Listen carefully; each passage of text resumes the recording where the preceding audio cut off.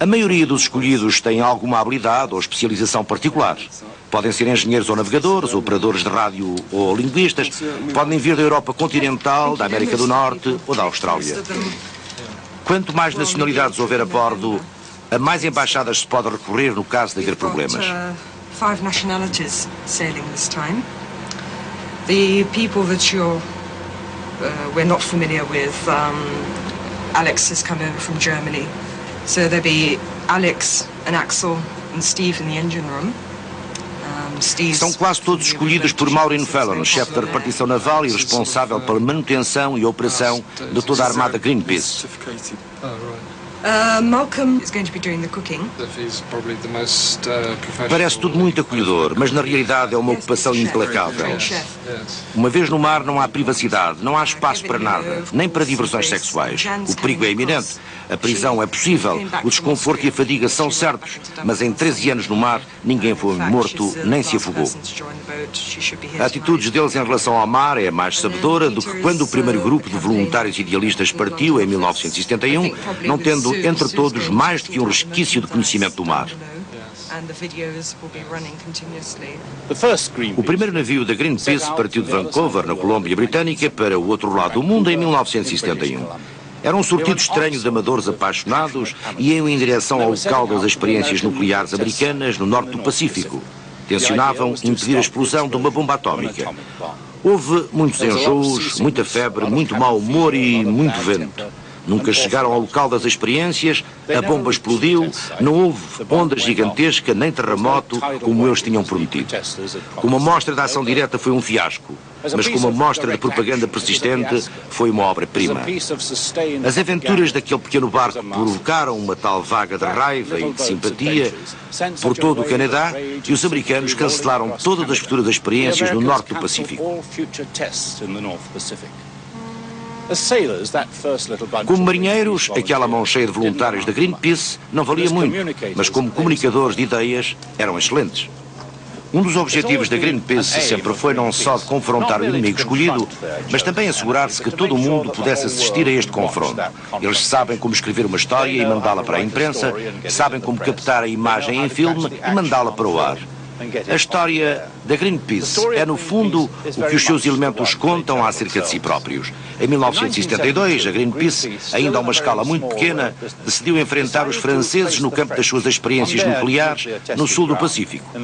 Em 1971, os franceses tinham feito explodir 80 bombas em águas internacionais e 41 na atmosfera.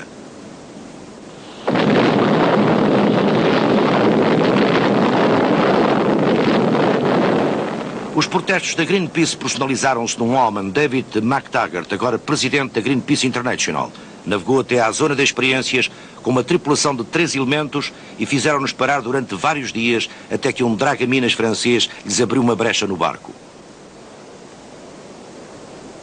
No ano seguinte, o barco foi invadido por comandos franceses e McTaggart e o outro tripulante masculino foram espancados violentamente.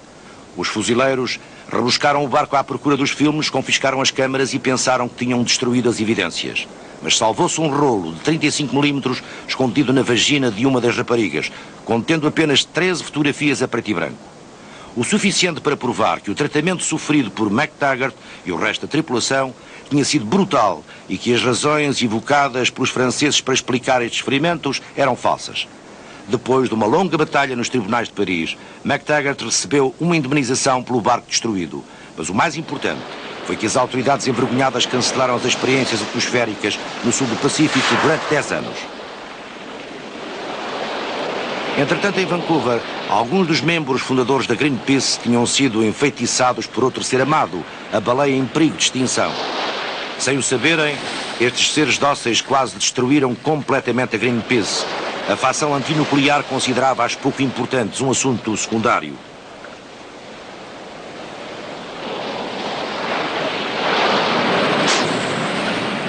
Mas as baleias ganharam, tornaram-se uma cruzada, o símbolo de todos os crimes dos homens contra os seres vivos.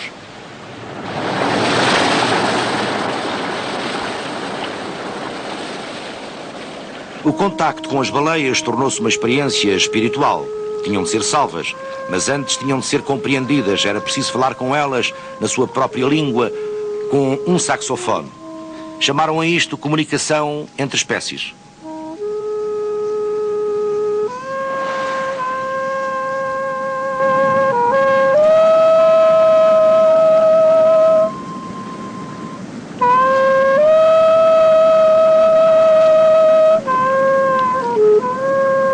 De todas as baleias trucidadas nos oceanos, 80% são mortas por soviéticos e japoneses.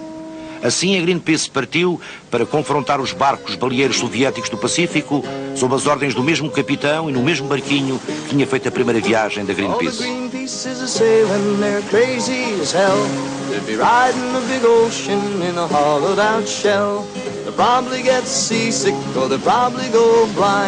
They're probably on drugs or at least out of their minds. Now what is a whale but a big hunk of flesh? Let's poke him and stab him and steal his breath. Let's shoot him, let's waste him, let's flood up the sea till there's none of them left in the whole world to see. O Joãozinho dos Feijões ia matar o gigante ou pelo menos fazer com que ele visse o erro da sua atitude. O pequeno navio borbulhava de excitação e otimismo. Primeiro tencionavam falar. Na tripulação havia um refugiado checoslovaco que falava russo. Tentariam persuadir os pescadores de baleias a abandonar a caçada. Se não lhes ligassem, então a tripulação da Greenpeace colocar-se-ia entre os artilheiros de arpões e o seu alvo, estragando a linha de mira e talvez impedindo a matança.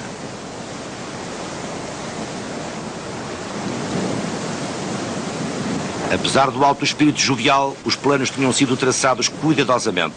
Sabiam manobrar os botes Zodiac e sabiam como sobreviver se fossem atirados à água. Estabeleceram-se ligações com as agências noticiosas e as estações de televisão. Talvez morressem como heróis, mas de certeza que seriam celebrados. All the Greenpeace is sailing, they're as crazy as hell. They'll be dodging harpoons and dancing on swells. They go to save whales, at least that's what they said. Those folks will be lucky they don't come back dead.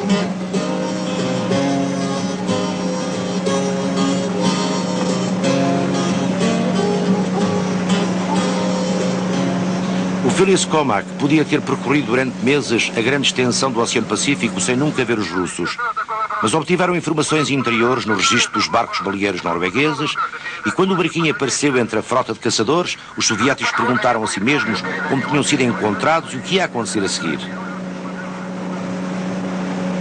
Okay, all hands on deck! 1, 2, 3, 4, 5 over there. There's 1 by the Vostok, and there's 3 over here. There's 9 chasers altogether.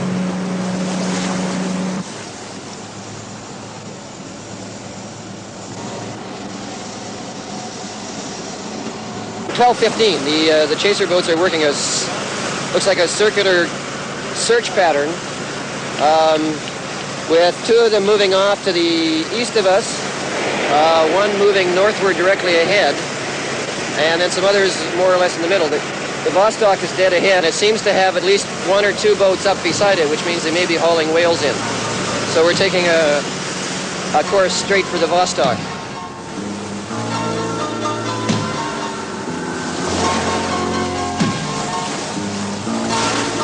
O Vostok precisa de 9 barcos para o alimentar. Navios fábricas como este conseguem digerir uma carcaça inteira em 30 minutos.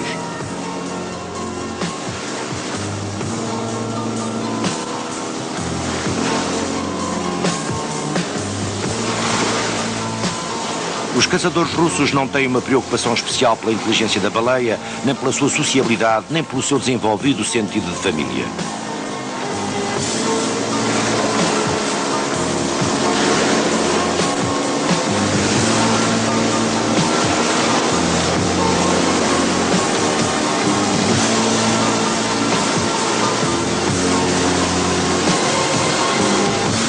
Здравствуй, Восток. Я канаденский.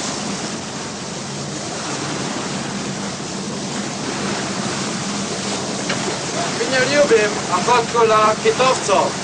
Zwłaszcza to tak zrobicie. You told them it's no good what they're doing, and they said go to hell. Agora têm de fazer o que prometeram às pessoas, ir para lá, bem perto da baleia.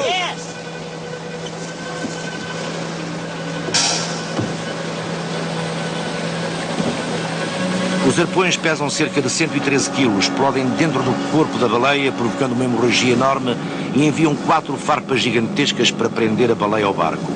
Mesmo assim, as baleias podem levar cerca de meia hora a morrer.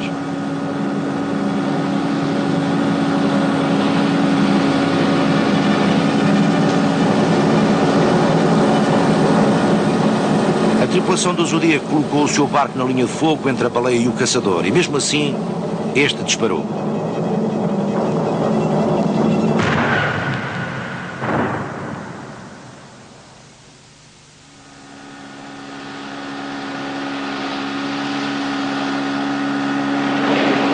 Mas o principal não era salvar esta baleia específica, era mostrar às pessoas em todo o mundo como, onde e por quem eram mortas as baleias.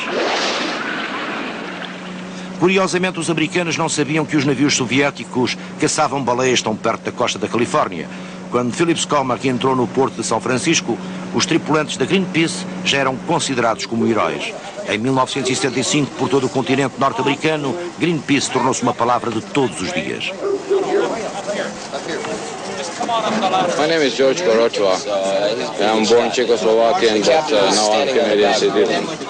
George, could you explain the incident when the Russians fired the harpoon over your head?